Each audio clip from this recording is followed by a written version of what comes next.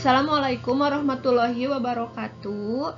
Perkenalkan, nama Ibu Novi Nuryanti Fajriyah. Ibu mengajar bahasa Indonesia. Salam kenal dari Ibu untuk kalian semuanya. Selamat datang, selamat berjumpa di sekolah menengah pertama. Nah, kalau kalian belum tahu yang mana sih Bu Novi itu, nah ini dia, ini yang namanya Bu Novi. Jadi kalau kalian nanti bertemu dengan ibu di sekolah maupun di luar, silahkan kalian menyapa ya. Nah, senang sekali ibu bisa mengajar pelajaran bahasa Indonesia di kelas 7. Ibu harapkan kalian semangat dalam belajar, kalian optimis dalam belajar. Walaupun kita masih belajar dalam kondisi pandemi seperti ini, tapi ini tidak dijadikan alasan kaliannya bermalas-malasan, tidak dijadikan sebuah alasan, tapi kita harus beradaptasi dengan pembelajaran yang sekarang. Tetap harus semangat, tetap harus rajin dalam mengerjakan tugasnya.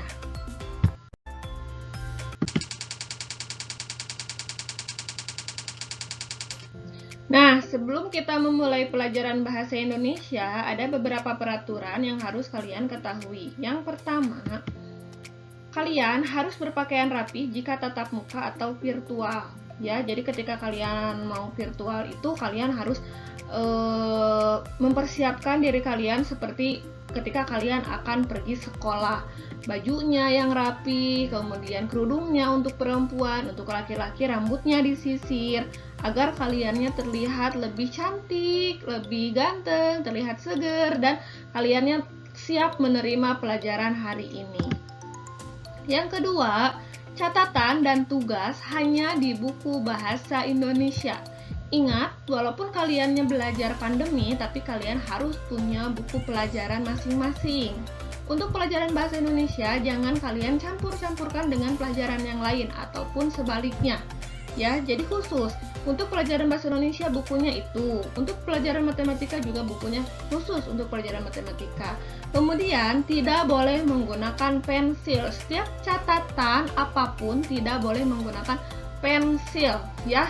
Harus menggunakan pulpen karena kalian kan sekarang sudah menginjak di bangku SMP.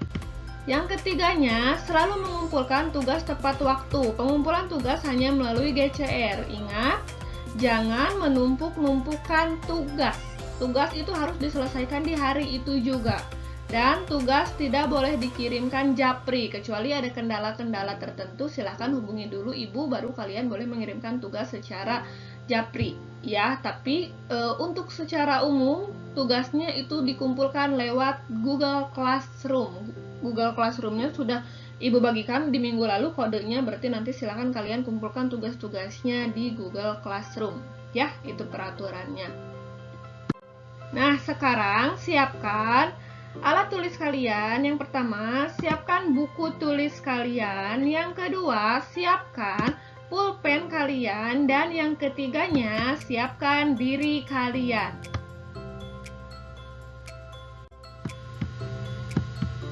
Yang dibahas di kelas 7 semester 1 adalah tentang teks deskripsi. Mungkin kata ini asing ya buat kalian karena mungkin kalian baru mendengar dengan kata deskripsi. Nah, deskripsi itu berasal dari bahasa Latin yaitu describe yang artinya menggambarkan, ya. Jadi deskripsi itu kalian harus ingat, oh deskripsi itu adalah menggambarkan. Nah, lebih lengkap. Nah, Ibu akan berikan contoh tentang teks deskripsi yang berjudul Si Bagas Kelinciku. Nah, ini adalah contoh dari teks deskripsi. Nah, silahkan kalian baca teksnya, baru nanti akan Ibu berikan penjelasan tentang teks deskripsi ya.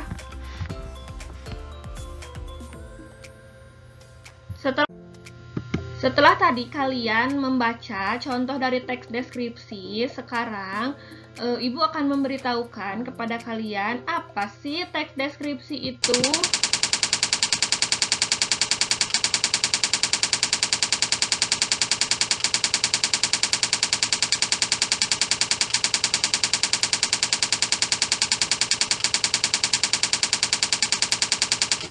Nah, teks deskripsi itu adalah teks yang menceritakan suatu objek secara rinci sehingga pembaca seolah-olah dapat melihat, mendengar, mencium, meraba, dan merasakan apa yang diceritakan penulis. Nah, objeknya itu apa aja sih objeknya yang bisa dijadikan bahan untuk membuat teks deskripsi? Objeknya itu banyak. Yang pertama, kalian bisa menggunakan objek tumbuhan. Yang kedua, kalian bisa menggunakan objek tokoh. Nah, contohnya tokoh. Kalian kenal tidak dengan sosok tokoh yang ini? Nah, ini bisa kalian jadikan contoh dari teks deskripsi.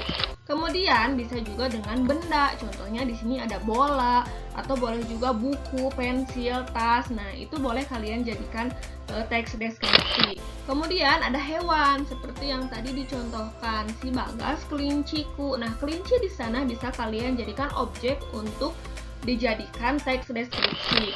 Dan yang terakhir adalah tempat. Nah, kalau kalian misalnya nih pernah berwisata atau berjalan-jalan ke pantai, atau kalian pernah berjalan-jalan ke museum, nah itu juga bisa kalian jadikan dengan contoh teks deskripsi.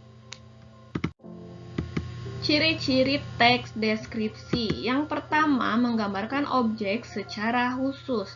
Yang kedua, isi teks berisi perincian bagian-bagian objek. Yang ketiga, melibatkan panca indera. Yang keempatnya, membuat pembaca atau pendengar seolah-olah merasakan atau mengalami peristiwa tersebut. Jadi, ciri-ciri teks deskripsi itu, yang pertama harus ada objeknya dulu nih. Objeknya juga harus khusus. Misalnya gini, ada berbagai banyak kelinci di sekitaran rumah kamu, tapi kamu harus ambil satu kelinci yang mana yang akan kamu jadikan objek. Yang kedua, isi teksnya itu harus merincikan bagian-bagian yang ada pada objek tersebut. Misalnya tadi kamu mengambil contohnya kelinci, berarti kamu harus merinci atau menyebutkan bagian-bagian apa aja sih yang ada dalam kelinci tersebut. Yang ketiga, melibatkan panca indera. Apa yang nanti kamu tuliskan di sana itu harus berdasarkan apa yang kamu lihat, apa yang kamu dengar, apa yang kamu rasakan. Nah, itu adalah melibatkan panca indera. Contohnya, saya melihat kelinci. Kata melihat di sana berarti kamu menulis kalimat tersebut itu berdasarkan apa yang kamu lihat. Saya merasakan udara yang dingin dan sejuk.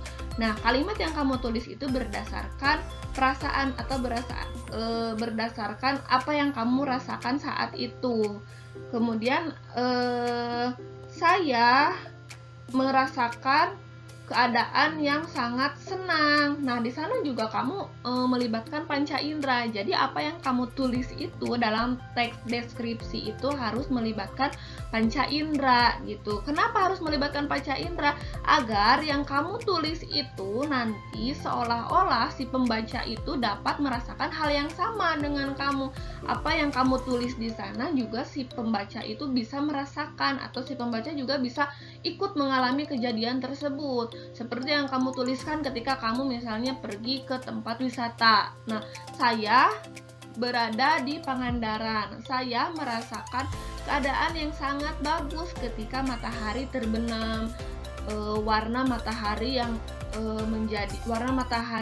terlihat menjadi orange, kemudian dengan angin yang berhembus dan suara ombak. Nah, itu kan melibatkan panca indera. Nah, apa yang kalian tulis itu di sana nanti seolah-olah itu si pembacanya juga ikut merasakan apa yang tadi kamu rasakan ketika kamu di pantai. Nah, contohnya di sini objeknya adalah kelinci. Kelincinya di sini tidak semua kelinci yang diambil, tetapi secara khusus. Siapa yang diambil? Kelinci siapa yang diambil? Kelinciku bernama Bagas. Kemudian di sini ada kalimat Bagas memiliki bulu yang lebat dan putih bersih, matanya coklat seperti madu, matanya jernih menyejukkan untuk dipandang, bibir mungilnya yang merah muda sungguh menggemaskan, telinganya panjang dan melambai-lambai kalau dia berlari. Nah, ini disebut dengan merincikan bagian-bagian objek. Jadi di bagian-bagian si Bagas itu dijelaskan apa aja sih yang ada di dalam, apa aja sih yang ada pada si Bagas tersebut. Nah, kemudian melibatkan panca indera. Yang mana yang melibatkan panca indera? Bulu yang lebat, putih, dan bersih. Berarti kalian bisa menuliskan kalimat tersebut dengan melihat si Bagasnya. Telinganya panjang dan melambai-lambai kalau berlari. Berarti kalian juga menuliskan kalimat tersebut itu dengan melibatkan panca indera. Dengan menuliskan apa yang kalian lihat. Nah, itu adalah tentang deskripsi. Gimana? Paham tidak tentang teks deskripsi? Kalau tidak paham, kalian boleh nih dilihat lagi ya videonya, kalian perhatikan lagi videonya sampai kalian benar-benar paham. Nah,